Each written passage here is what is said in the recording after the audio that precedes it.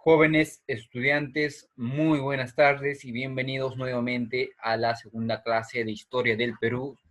Quien les habla, el profesor Ronaldo Cotera. El día de hoy vamos a trabajar el siguiente tema, ¿no? El siguiente tema para el día de hoy es la República Aristocrática. Como habíamos visto la clase pasada, habíamos visto lo que es la reconstrucción nacional, también conocida como el segundo militarismo, ¿no?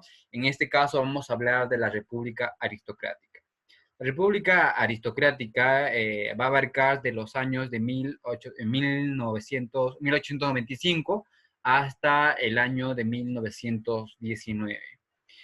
Debemos definir a la República Aristocrática como el periodo en el que va a predominar la oligarquía agroexportadora, financiera y civilista, que va a ejercer un dominio completo en la sociedad peruana mediante el accionar de un Estado liberal, ¿no? Pero que a su vez va a ser opresor y también va a ser excluyente de las grandes mayorías. Obviamente lo vamos a ir viendo a continuación. ¿En qué contexto se da la República Aristocrática? Primero, que estaban vinculados a las familias aristocráticas, la hegemonía del civilismo, ¿no? Es decir, que estaban vinculados bastante el partido civil. Ya, el segundo contexto que podemos mencionar es sobre los grupos de poder ligados al comercio, la banca, el gamonalismo y latifundio, ¿no?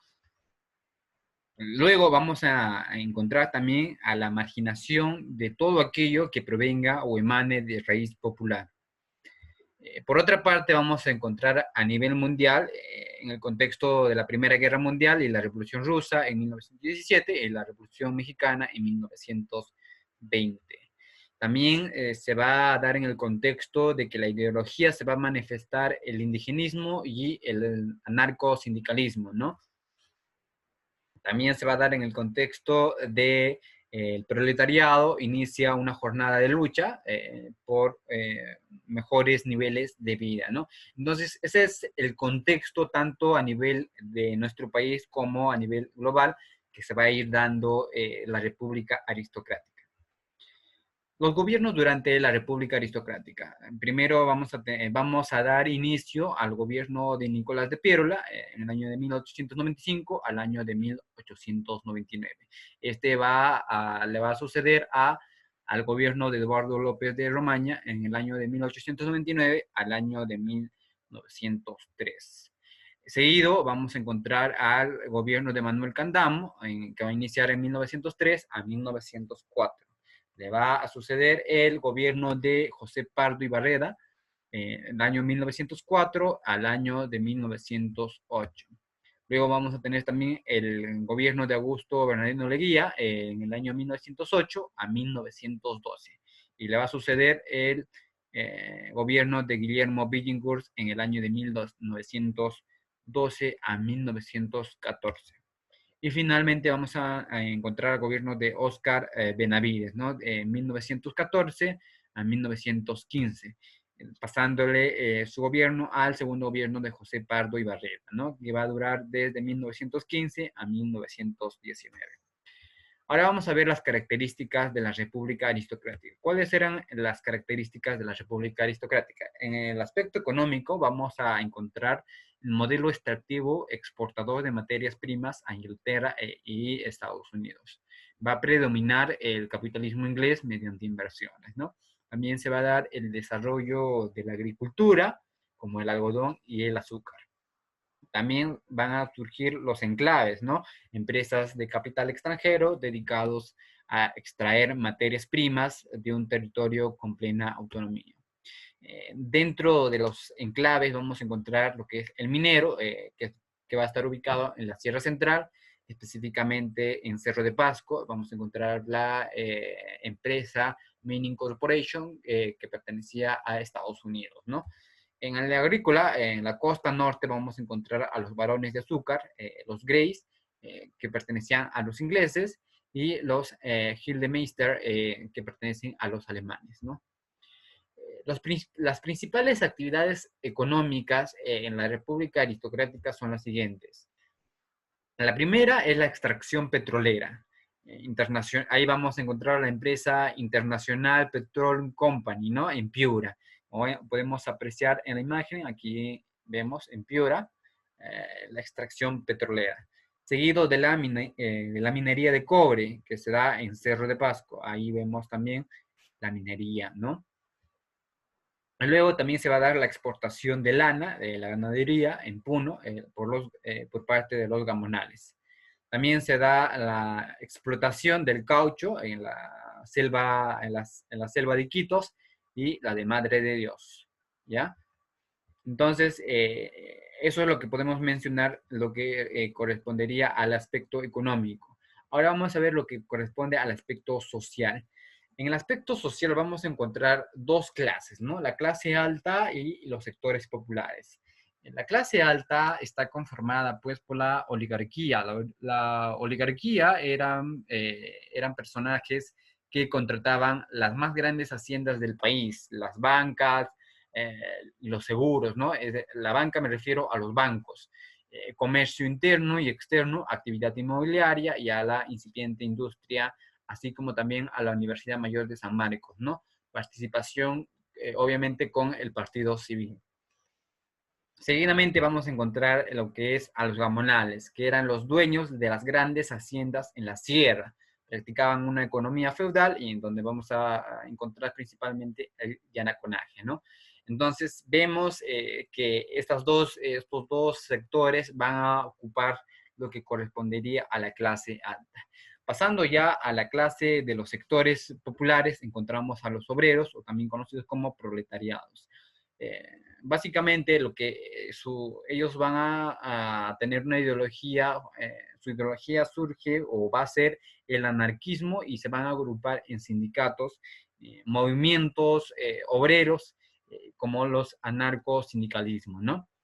Y finalmente vamos a encontrar también a los indígenas, ¿no? Que eran víctimas en aquel entonces de la explotación y la usurpación de sus tierras. Hasta ese entonces ellos carecían de derechos políticos. Estamos hablando del derecho al voto. Recordarán ustedes de que los indígenas hasta ese entonces no tenía consideración o no tenía el derecho al voto. Entonces, tanto los obreros como los indígenas van a conformar los sectores populares. Eso es lo que podemos mencionar en el aspecto social. Ahora vamos a pasar al aspecto político. En el aspecto político, como ya le dije al inicio, va a dar el predominio del Partido Civil en el Estado. Va a haber una relativa estabilidad política. También se va a dar la exclusión política de los grandes sectores productores, ¿no? Y también se da un hecho importante que es la alianza entre la oligarquía y los gamonales, ¿no? Entre la clase alta, ¿no? El gobierno central va a seguir dependiendo del poder regional, es decir, de los gamonales, para conservar el orden en las provincias. También se va a dar el dominio del imperio inglés. Luego también vamos a ver en el aspecto político el quiebre político de Billinghurst, que pertenecía al Partido Demócrata, y también se va a dar el de Benavides. Entonces, en este proceso de la República Aristocrática también se dan quiebres, ¿no? Ahí va a haber una inestabilidad, sobre todo en el gobierno de Billinghurst y Benavides. Eso obviamente ya lo vamos a ir descubriendo más adelante. En el aspecto ideológico podemos mencionar de que va a haber bastante influencia del anarquismo, ¿no? Es decir, de la abolición del Estado y la propiedad privada, en una moral de libertad ilimitada, negando las dictaduras. También surge lo que es el cesarismo democrático, ¿no? Es que básicamente va a ser el gobierno de la élite ilustrada. Y también surge lo que vendría a ser el indigenismo, ¿no? El sentido paternalista sobre el indio, ¿no? Y en esto vamos a hacer mucho énfasis a la señora Clorinda Mato de Turnes, una de las mujeres que va a proteger al indígena y va a decir de que todos los seres humanos merecemos, merecemos ser tratados de la misma manera. Entonces, eso es lo que correspondería al aspecto político y al aspecto ideológico. Ahora vamos a pasar también a las formas de explotación en la República Aristocrática.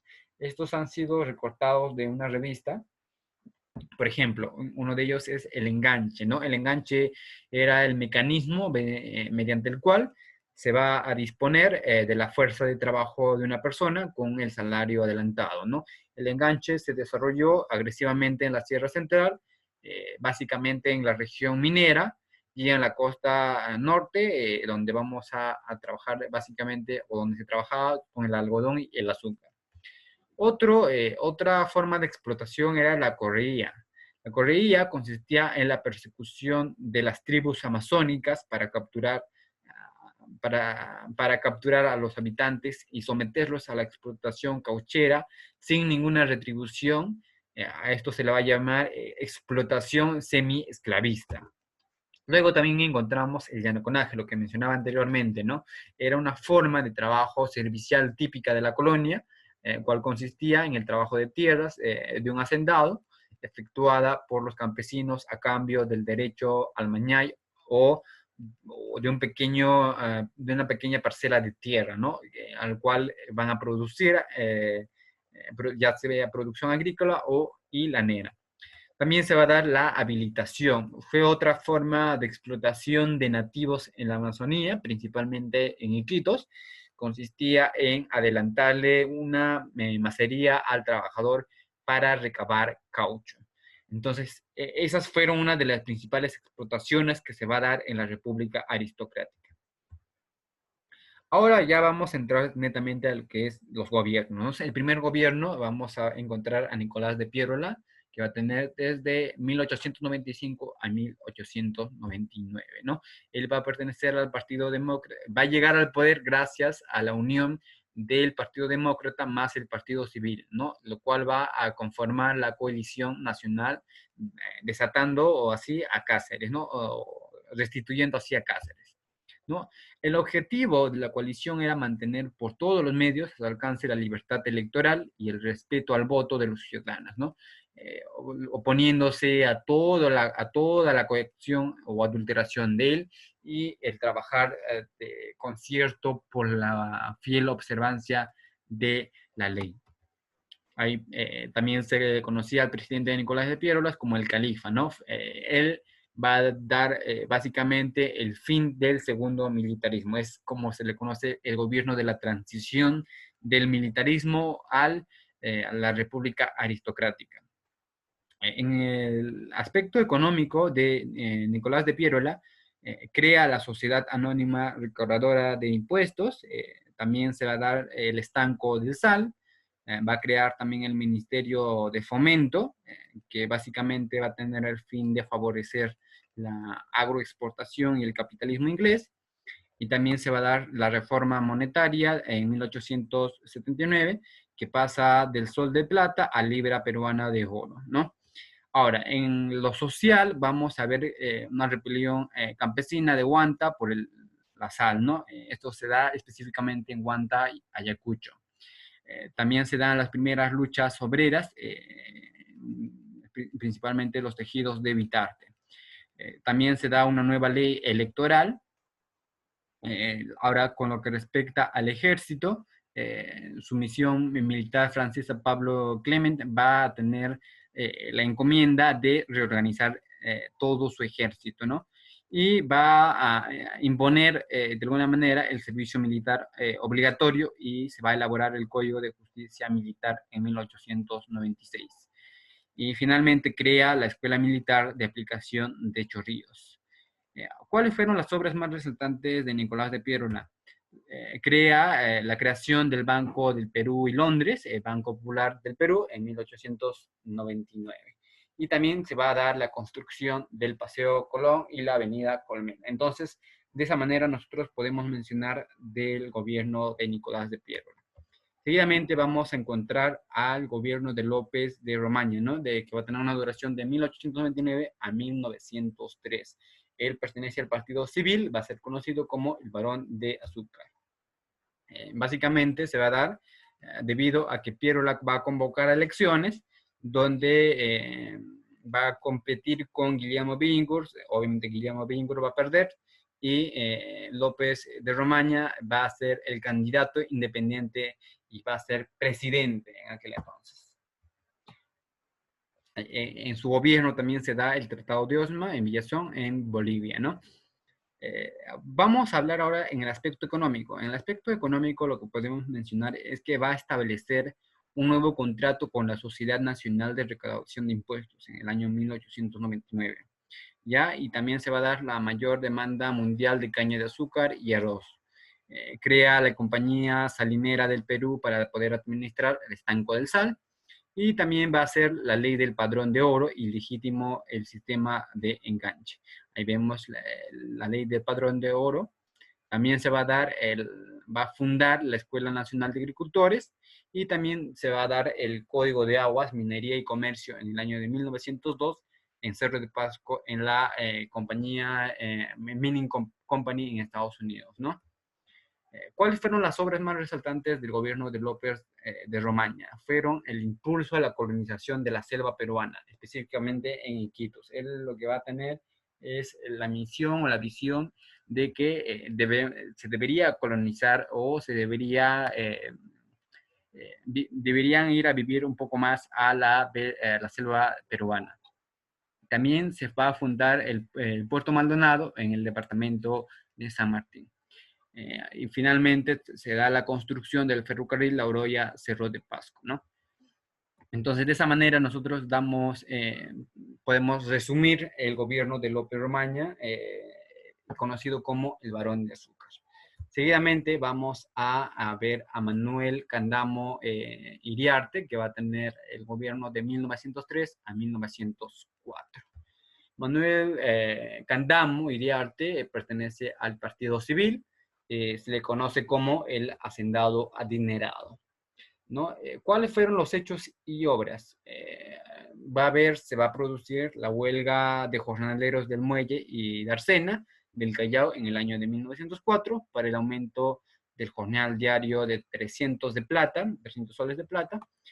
También se va a dar la ley para favorecer la construcción de ferrocarriles que va a beneficiar la industria minera en los enclaves, La Oroya, Jauja, Sicuni, Cusco, y reconoce la independencia de Panamá en el año de 1903. También se va a dar la construcción de la tranvía transurbano a Lima Chorrillos, como podemos observar en imágenes, ¿no? Como vemos, el estadio del gobierno de Manuel Candamo fue muy corto, ya que Candamo murió el 7 de mayo del año siguiente, ¿no? De haber sido presidente. A la muerte fortuita de Candamo va a asumir Serapio Calderón la presidencia, ¿no? Luego va a convocar a elecciones. Entonces, eso es lo que podríamos mencionar hasta esta clase. A partir de la siguiente clase vamos a seguir viendo los gobiernos que continúan. Sin más que decir, chicos, me despido hasta la próxima clase.